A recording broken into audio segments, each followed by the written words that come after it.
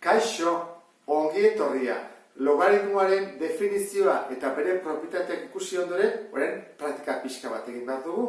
Goazen ikustea ondo ulertu dezu. Has gaitezen. 74ren logaritmoa oinarrian bi duena. Zer egingo genuke? Izango nintzateke bi ber, logaritmoa, bi ber, 74. 74 zein behar dugu deskomposatu. 2, 4, 8, 16, 32, 74, 6, ezta? Horran, hau izango zateke 2 ber 6. Honez esan nahi du, isatzen badela 6, ezta? Horran, logaritmoak ditu dugu, 6. Urrengoa, 3 ber, ez dakigu, zenbaten eman behar du, 91 bat. Deskomposatuta zenbada, 3, 9, 27, 91 bat, berlau. Horran, 3 ber isa, berdin, 3 ber lau. Isa zenbada beraz, lau. Arresa, ezta? Urrengoa atako duzu, ezta? Ni baino lehenago behar bada. Argaitezen, ez duzen jartzen. Orduan da, 10 ber isa. Eta da, bat bi hilo, 5 zerokin. Bat bi hiru lau 5. 10 ber isa berdin, 10 ber, 5 zero balde baitu da, 10 ber 5. Horren isa zen bada, 5. Aztega komplikatzen, hau ere 10 da. Horren da, 10 ber isa berdin, eta hemen ditu, 3 zero eta gero bat, lau 10. Bat bi hiru eta lau 10. Hau, bihurtu behar dugu, 10eko oinarrian. Nundi dator hau?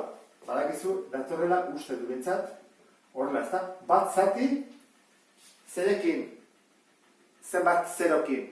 Nola, koma, lau mugitu behar bat bi hiru lau, hemen lau zero den, bat bi hiru lau. Eta hori zer da? Bat zati, 10 ber lau.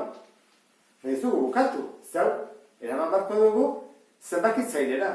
Horren, geldituko ditzake horrela, 10 ber isa berdin, 10 ber, eraman dugulako gora, ikurra aldatu behar dugu, minus lau.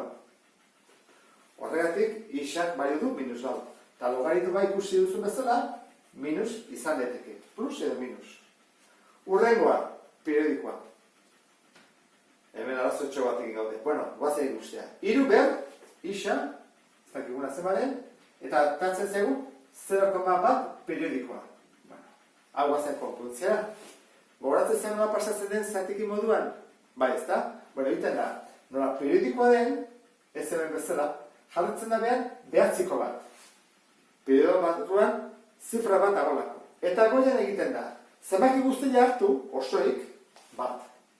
Eta kendu, periodoan ez dagoena. Zer ez dago periodoan? 0. Hola da. Behatzi den bat.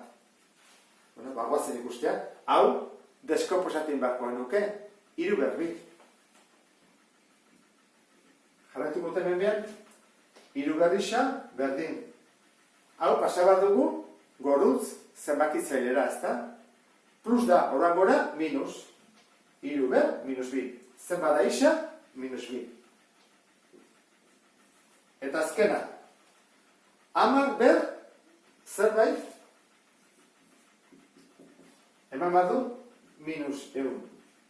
Bueno, guk ez dut gehiago jarretuko. Esan dugulako, minusa bat bada ez dugula lortu emaitza, ez dagoela.